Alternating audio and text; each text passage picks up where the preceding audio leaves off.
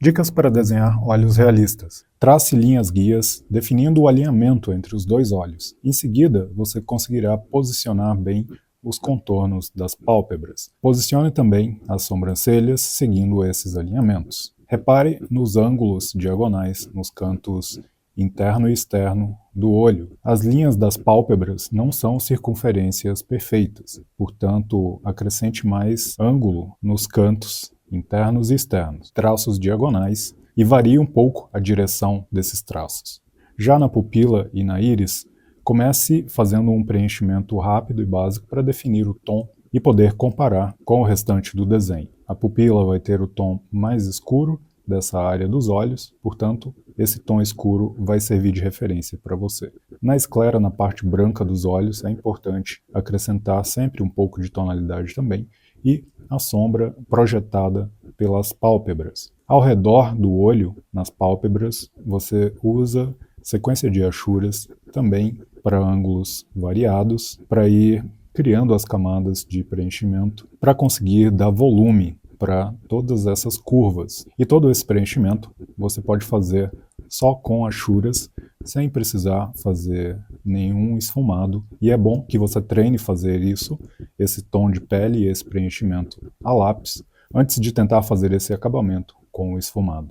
Assim você adquire bastante prática e consegue efeitos mais sutis com o próprio lápis. E para finalizar, dois pontos importantes. Um deles é você suavizar essas linhas de contorno iniciais para dar mais realismo para os contornos, e outro é preservar o branco do papel no brilho acima da pupila e em outras áreas de claridade, como na esclera, na parte branca do olho. E o modo mais fácil de você conseguir isso é trabalhar com achuras e a sobreposição de camadas. Assim você não preenche todo o papel com grafite e aproveita o máximo da claridade do papel. Note que há uma sombra bem sutil, bem suave, em toda a região dos olhos, devido à sombra da parte superior da cabeça e dos cabelos. Por isso, nesses casos, você acrescenta uma camada suave a mais por todo o tom de pele e nas regiões do olho.